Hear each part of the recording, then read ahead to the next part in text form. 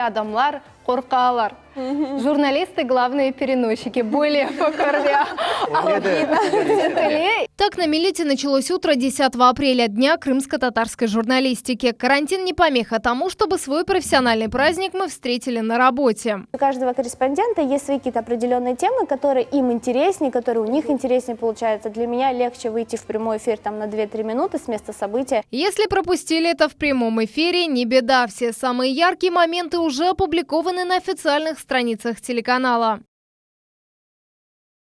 Инстаграм сегодня одна из самых популярных соцсетей. В прошлом платформа для обмена фотографиями, сейчас площадка для развития, в том числе и крымско-татарской прессы. На страницах нашего журнала, в рубриках «Образование», «Наследие», связанное с Крымом. Журнал «Несель», национальное печатное издание, делится проблемами, идеями и достижениями нашего народа. На своей странице в сети раскрывает интересные факты о крымских татарах и публикует цитаты путешественников прошлых столетий. Например, вот что сказал Густав Раде о крымских татарах.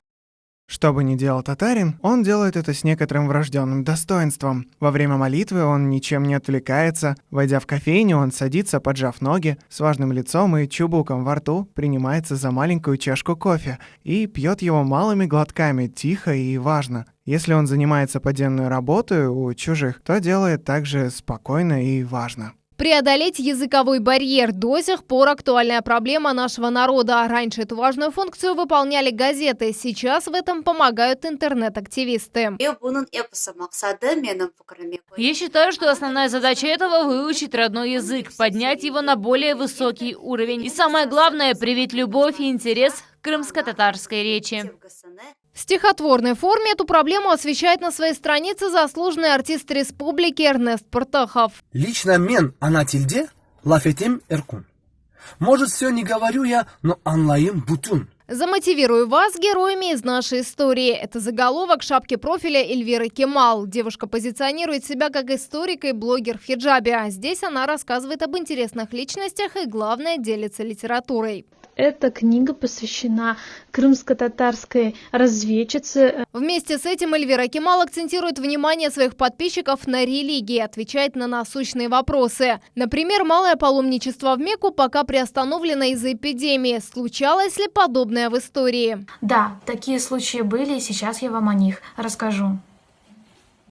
Впервые в истории ислама, когда таваф был приостановлен, случилось 31 октября 683 году.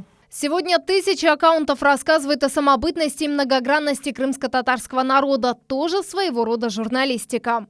Порой и мы, корреспонденты, прежде чем выдать материал в эфир, делимся событиями в своих аккаунтах и на официальной странице Милет ТВ. Смотрите нас и там, и здесь. Ну а сейчас Алтынеса Такаева продолжит выпуск новостей. Кстати, вы в курсе, что столичные дороги ремонтируют несмотря на карантин?